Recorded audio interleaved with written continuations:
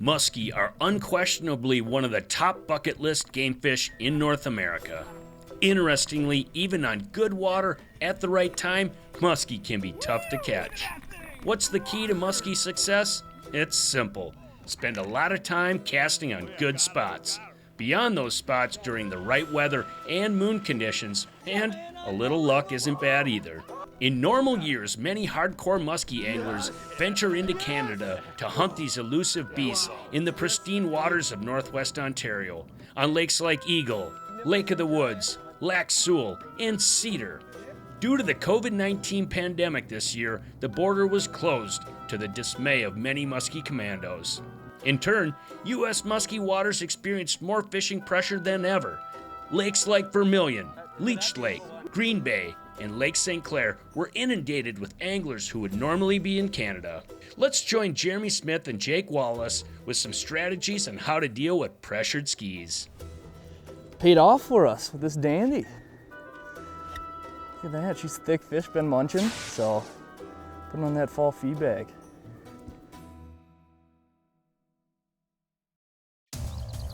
Closed captioning is provided by Smooth Moves, adjustable boat seat suspensions for a smoother ride. I'm getting excited, man. Oh yeah.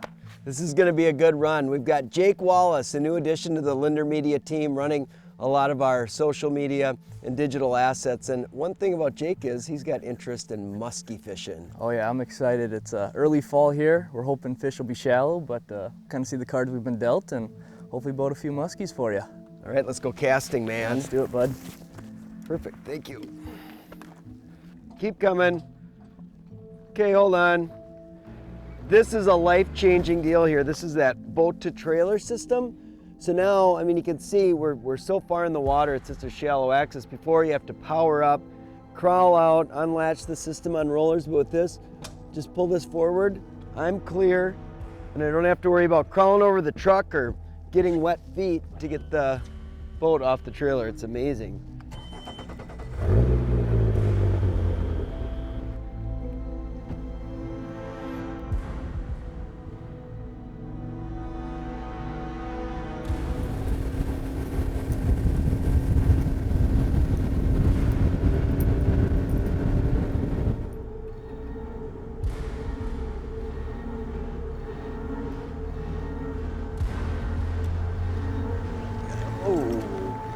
Darn it. That was our opportunity right there. Did you see that? That was cool. Hell yeah. Smaller one, but right in the thick of it. Right in the thick of it. I thought he pulled it down and he did not. We'll see if we can get one more shot. Go. Musky in the bulrushes. That's a good sign. We got some bait jumping ahead of us.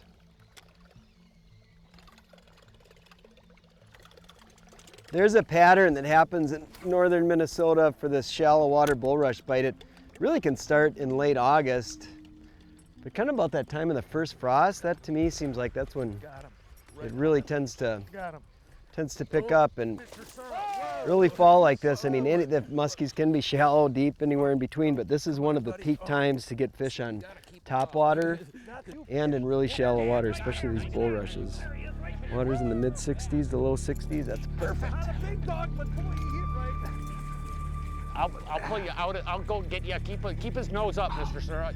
I just can't tell you how valuable electronics are in any fishing situation, and muskies in particular. So you can see right now we've got, this is our 2D sonar. We're fishing an isolated hump. It's obviously loaded with bait, but I've got 360 imaging on here, which allows me to look all around the boat. Now, primarily, I use this tool to figure out where the cover is, the rocks, etc. But in this case, I just spotted a muskie. So you can see there's a white signature right here, and then there's this shadow back here. So this fish is probably, well, based on range, it's probably 6 or 7 feet off the bottom, about 10 feet in front of the boat. So this is a really cool deal to give you confidence. When you see fish like this, I mean, there's no reason there wouldn't be big predators hanging around us that much food. And then with the 360, boom, look at that. There's a muskie around here. And I'll guarantee you on this spot at some point in time, we will get a bite. There's definitely big, big fish on this deal.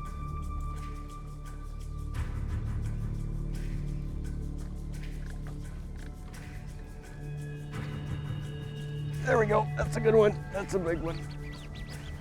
That's a real one, boys. That's a real one. Nice. Slow rolling that spinnerbait, Jake. Nice. Right on the edge. Wow, did that fish stump it?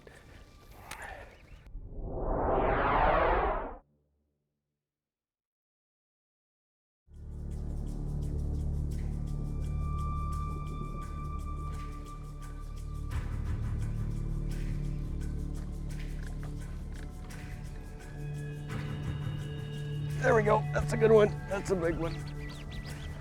That's a real one, boys. That's a real one. Nice. Slow rolling that spinnerbait, Jake. Nice. Right on the edge. Wow, did that fish stump it? Oh. That felt good. Felt real good. Let's hope she stays pinned. It's a nice one, man. Oh yeah, real nice. That's a real nice fish. Okay, here she comes, maybe.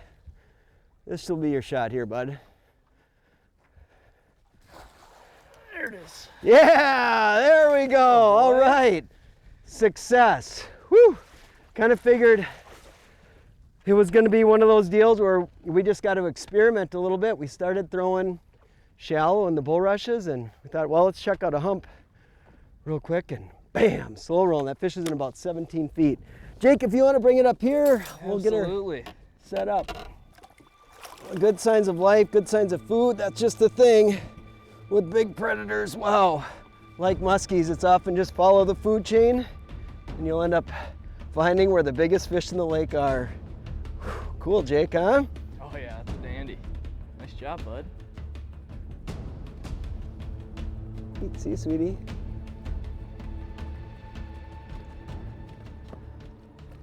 Yes, musky success. Now, we've got a ton of different baits in the boat. You can see in my compartments, I've got tons of plastics, countless baits, and then the big tub here.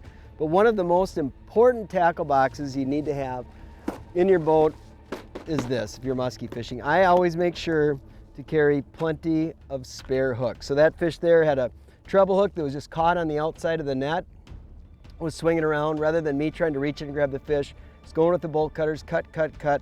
Hooks are cheap, and I carry primarily these VMC 96 17s. That's just an all-around great musky hook. I've got them in size 2/0 all the way up to 7/0, and when you're dealing with big muskies, cut hooks all the time. It's easier on the fish, it's easier on you. Put a box like this together and you'll be real happy you got it. I've spent my whole life musky fishing, and the more that I musky fish, now the more I realize how little I actually know. And when I come out with preconceived notions that we're going to get fish in the bulrushes, they're going to be up on the shallow sand. I mean, that's ideally what you want to happen, and that's kind of what I was expecting, because this time of year I've had good success doing that. But just because you have this idea in your head that this is where the fish should be and this is what they should be doing, doesn't always mean the fish think the same way. So we tried that program in the morning, we just didn't have much for luck. So we switched it up, looked for bait, came out to some deeper structure, and once you know it, there's a ton more life in this, 18 to 20 foot stuff right now than we were seeing shallows. So follow the food. So just because you've got an idea of what you think is going to be hot, and you may have had experience catching fish doing that in the past, doesn't always mean it's going to work out. Fishing memories isn't always the best choice.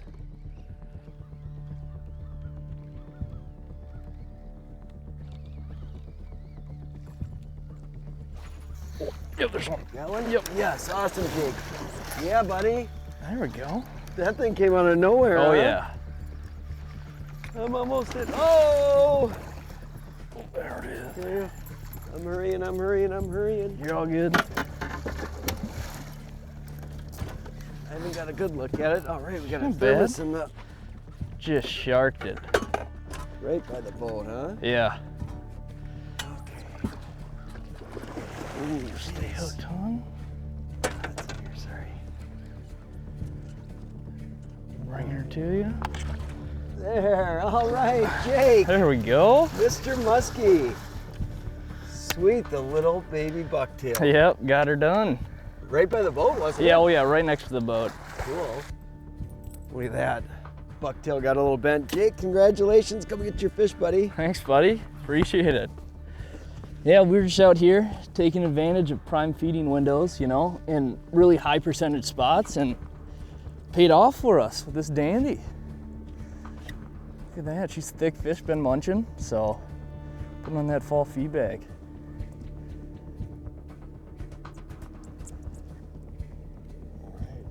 I'll get one quick one of Jake. Okay. Perfect. All right, deal. let's go get another.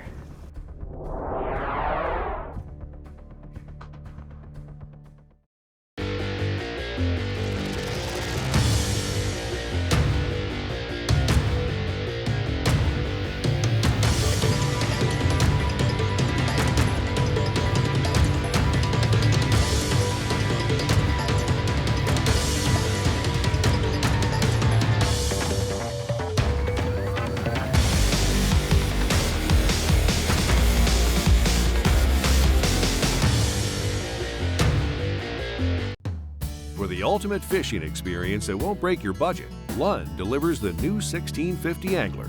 Featuring large casting platforms, plenty of storage for gear, lockable rod storage, and a spacious live well. Choose from 3 different layouts, including a full windshield for added protection, a side console for added space, or even the classic tiller for ultimate boat control. The affordable Lund 1650 Angler is perfect to fish those backwater honey holes and tough enough for big water. What lies beneath can no longer hide. New Mega Imaging Plus uses high-frequency sonar to show you fish and structure up to 200 feet below your boat and 200 feet out to either side. No more secrets, no more guesswork, just a clearer picture of the world below, down to a fish's species and direction. Because more detail means more of this. Only from Humminbird.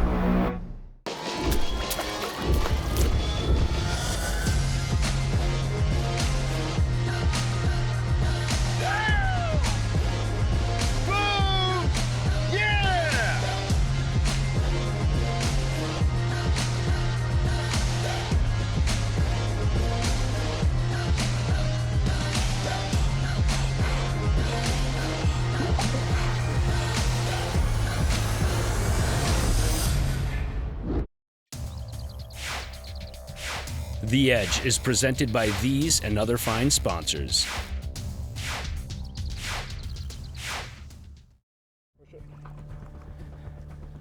Perfect. All right, let's deal. go get another. That fish came right away in the morning. You know, those are the 2 real peak times when you've got bright, sunny weather like this. Early in the morning, late at night. We were out here when the light was still really gray, trying to take advantage of that bite. And we've got really heavy fishing pressure right now too. So when you've got these bright, stable, low wind conditions with high fishing pressure, that can be a really tough combo to get muskies in the boat, but it can be done. Jake did it this morning, and it was all about just getting up. We'll get those few hours in the morning, and then this afternoon, we might come in and take a nap, because it can be grueling when you're fishing from before it's light out to after it's dark out. Yeah, so I mean, when it comes to musky fishing, that last fish there hit, 6 inches from the boat, and if I wasn't paying attention, I mean, I would have missed that. So it's so important, to always do your figure 8s and L's musky fishing, because you don't know when that strike's going to come, especially if you're putting in those long hours. It could come, at the 10th hour, and so you just always want to make sure you don't get lazy out here, and don't forget to do your figure 8. All right, so on this trip, we actually got 4 different rods rigged in the boat here, but I found myself using this rod 95% of the time. And a big reason is that because I've been able to throw topwater, bucktails, crankbaits, all with this one rod. And this rod is a St. Croix 9-foot medium heavy power rod. And one, it's real nice because it gives you a lot of length for figure 8s, and it's super versatile. I mean, I can, like I said, I can throw 95% of your musky baits you can throw with this. All right, so I got it paired with the Daiwa Alexa HD, and one thing I really noticed in this first time I've used it has been this power crank. And I've been used to, two-handed cranks before, but Jeremy kind of showed me a little secret. With this power crank, I've been able to really torque my bait and I get more action out of it, and it's really helped us put more fish in the boat. So I'd highly recommend, if you have a power crank and it comes with your reel, I'd suggest putting it on. For lure selection this time of year, really any presentation is in the game. They'll bite spinners, they'll bite spinner baits, they'll bite topwater, they'll bite jerk baits, but you know, with the way technology has changed and the baits, the equipment and everything we have today, it's way different than it was when I started. But a lot of baits that were popular back when I started musky fishing still work today and are often overlooked. A spinner bait. Not a lot of guys are throwing spinner baits anymore, and these are still great fish catching tools. You can fish them vertically, you can fish them deeper, you can fish them through heavy cover. And the fish see double-bladed bucktails all the time. A spinner is a different deal, it's a little more versatile. Jake is throwing a single-bladed bucktail. That's another presentation that you just don't see a lot of guys throwing. It's all big, double stuff, big rubber. That stuff obviously catches fish, but some old school stuff like a spinner bait and a single-bladed bucktail on pressured fish can often be a real game changer. Yeah, so one thing we have noticed where we are seeing muskies is either shallow or deep, it's been the weeds. You know, you want green weeds, especially this time of year, weeds are starting to die. And so a lot of times before we even start fishing, we've been just driving around using the hummingbird, and we're not fishing until we're seeing big green weeds, you know, standing at least 5 feet off the bottom.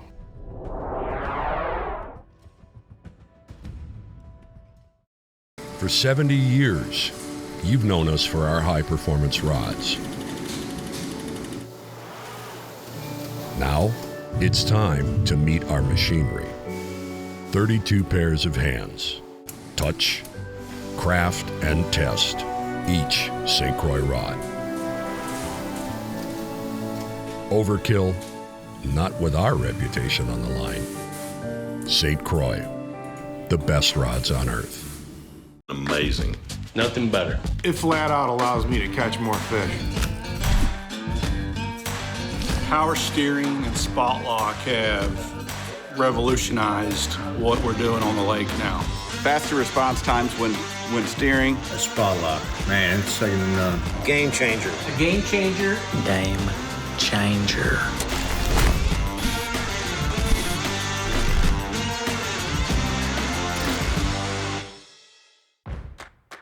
From the kennel to the coop, whatever the season, Fleet Farm has everything to keep your animals happy and healthy. Whether you're getting them through the winter season, mastering those retrieval skills season, or wondering who takes care of who season.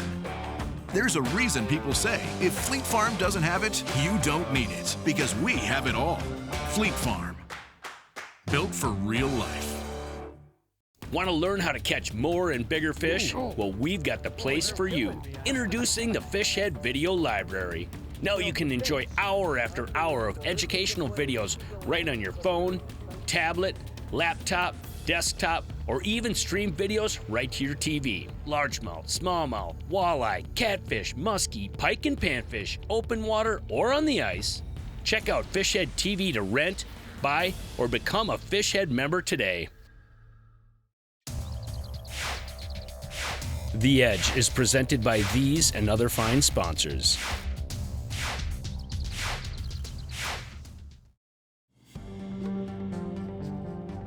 Finding muskies in early fall really isn't that different than finding them through most of the summer months. But there's one element that really seems to stand out in areas that hold fish, and that's vertical standing cover that are on key structural elements. So what I'm talking about is, like, if you've got a structure, a big, say, sunken island or a big point or something like that, in the summertime, that's all going to be lush weed growth, and that's a great place for muskies to be, and they'll often associate with an outside edge or an inside edge. But as you get into this early fall, when the water starts to drop and you're getting those temperatures in the mid to low 60s, even high 50s just before turnover, good weed cover can be at a premium. And so it doesn't matter if it's brown or if as long as it's vertical. So what happens with a lot of the cabbage species, you'll see those plants will disappear. So coontail, bladderwort, milfoil, deer tongue are some of the key weed species that you'll be looking for, and they can grow in depths from 4 feet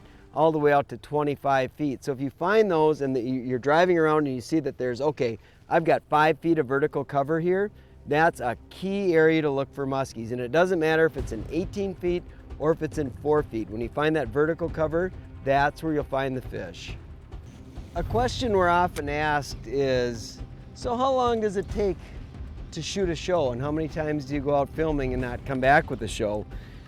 And the answer is, well, really it depends on, what we're fishing. But in regards to musky fishing, we always allow ourselves, when we're doing a shoot, 3 days to try to get a show. So that's going to allow for us to capitalize on some low light periods, both dawn and dusk, and then hopefully get a weather change in there as well. And often when we're doing these shoots, we're fishing brand new water, places that we've never been before. But an observation I've had in the almost 25 years that I've been musky fishing is that there was a peak when musky fishing was really, really good. So there wasn't a ton of participation in it.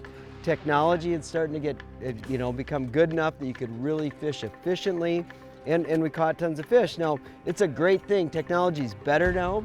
There's probably more muskies available now than ever, but that participation factor is up quite a bit, and it's an awesome thing to see more people enjoying these fish. But the days of catching 3, 4, 5, 6, 10 fish in a day, especially in like Minnesota waters where we fish often, those days seem to be gone. And that's simply, it's not that you're not a good fisherman when you hear somebody say, like I'm looking at Jake at his age, he's like, yeah, we got 1 or 2. That's a huge win. Because now, when I was Jake's age doing this, if we were the only ones doing it. So if there was 10 biting fish in the lake, we might have got access to all 10 of those fish. Now in a lot of these places where you musky fish, if there's 10 active fish, you might be trying to share that with 10, 12, 15 other boats on a particular lake. So you have to understand those fish are just shared over a lot more anglers. So what it comes down to is not every boat is always catching as many fish, and pressure affects where fish live, how they act, when they behave, and it really, really pays them to be on the water at those absolutely peak periods, whether it's sunrise, sunset, moonrise, moonset, and anytime you've got big weather conditions changing. Cool, Jake, huh? Oh yeah, that's a dandy. Nice job, bud. Good thing James is out catching some fish. Maybe we go do a television show. The weather's right for it. About 2 months ago, I'm in my office on a Saturday doing a little bit of catch-up. And I'm going through my mail, and there's a note in there from Joan, who is our CFO at Lindner Media Productions. And it says, I think you might want to call this guy. He sounded desperate. So I sat in there, I went through some of my other notes, and I kind of looked at this note again, and I said, okay, I'll find out what it's about. I dialed, I called, I got no answer. I left a voicemail. I put it in a basket. A few days later, I'm catching up on some other stuff. Go again, I looked at this thing. I said, I'll give him a call. Called again. I got no answer. Again, it sat there for 3, 4 days. I got in a position, call again. I got no answer. I left a voicemail again. I go into Joan's office and I said, Joan, I called this guy 4 times. You said he sounded desperate. She said, let me see that note. I showed it to her. She says, I might have miswrote the number on here. Why don't you try this number? I go back in my office. I call the number. He answers the phone. And he immediately poured out his life story to me. He just got a very bad report on his health, very bad. And he's in tears on the phone, said, I lived a very bad life, and I'm sorry for what I did. I did so many things wrong. My life has been a mess. Could God forgive me for the things that I did? In there, would he forgive me for the things that I did? Well, I started to minister to Larry. I didn't expect that this call to lead where it went the way it went. And through a long time on the phone with Larry, I prayed with him. He turned his life over to the Lord. And I kept in touch with him for a long, long time now. We talk somewhat on a regular basis. And he brought up that day, crying out from his heart. He says, Al, I've been praying, I'm looking for help. Can God forgive me? I hear people talk about getting answers for prayer. I don't get no answers from prayer. And are people talking about hearing from God? I never hear from God. And I said, Larry, stop. Hold it a minute. Just stop where you're at. Do you know what the odds are that you and I are on a telephone call today? I almost threw this thing away 3 days ago. I didn't even think I was going to call you back. You picked up the phone at the perfect time. I just prayed with you. And in there, you turned your life over to the Lord. Do you think this is a coincidence, or is he knocking on your door right now today? You mean you're hearing from him now? Your respect. Larry was numb on the other side of the phone. He couldn't say anything. And I finally calmed him down. Today I talked to him. Larry's still got issues in life that he's got to deal with. He's got to get his house in order. But he's totally at peace with God. Totally into the Word. He has total peace. He knows he's forgiven. He knows he's a new creature. He knows he's going to heaven. And there's no way you would tell him any other way. He's totally at peace. It changed his life. And that was one of those great moments in my life that I'll never forget. We still talk to each other on a regular basis, and he is doing better, body, mind, and spirit. Hey, from all of us here at The Edge, you have a good, safe fishing season. We'll see you on the water. And if you really like what you see, we got a whole lot more. So check us out at any one of these online outlets.